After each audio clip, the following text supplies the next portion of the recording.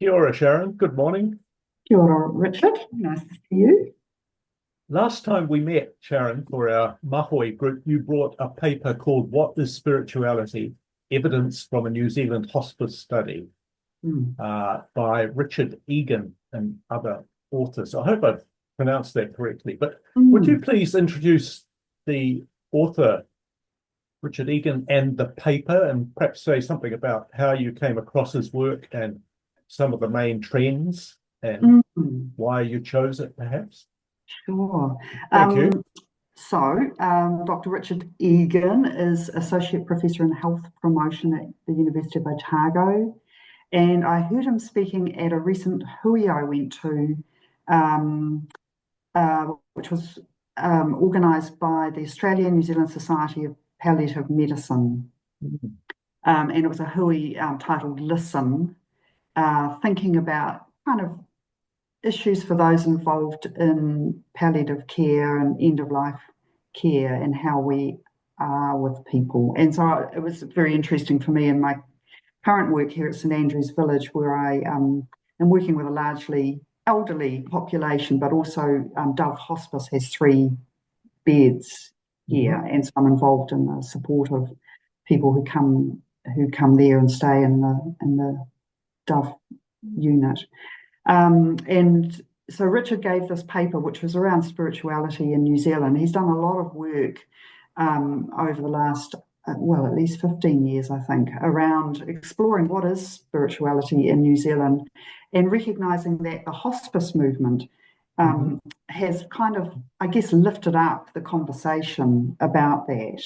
As has the health sector, in Mhm. recognizing many follow the model of Te Whare Tapawhā, the 4 walls of the house in terms of people's well-being, one of which is Taha Wairoa, spirit.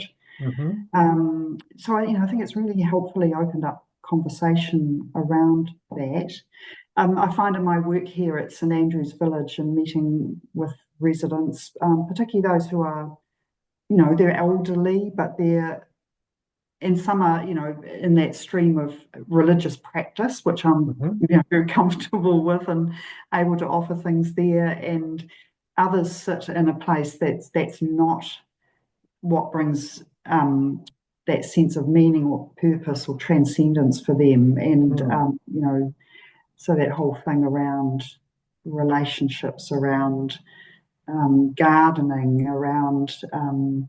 the sense of the other, which is far broader than just religious practice. So it's a Right.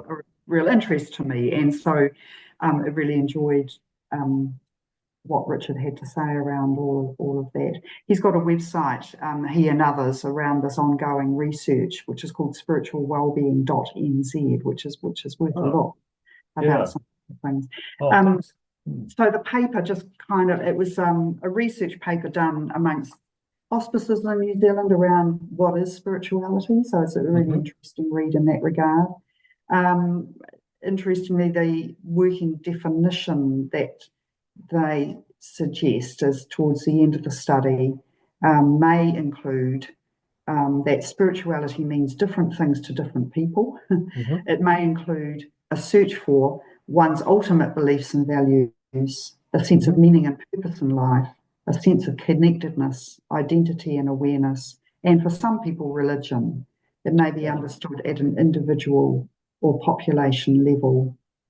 So I Hmm. was sort of interested to find the article, having listened to Richard. It was published in 2011, so it's been there for quite some Right. time. Um, Hmm. just that interesting, I guess, reflection on our population, where perhaps organised religion is much more of a community um, process and Mhm. involvement, whereas maybe our definitions of spirituality are moving to much more of an individualized understanding of that, which is sort of Right. reflective of our more secular Hmm. society. Anyway, I'd recommend Richard's work, and this paper is an interesting read for a starting point as well. Yeah. Sure. Well, thank you for that, Sharon. Um, so I'll post the paper and maybe a link to that website as well Yeah, worth a for look. anyone. Thank you, Sharon.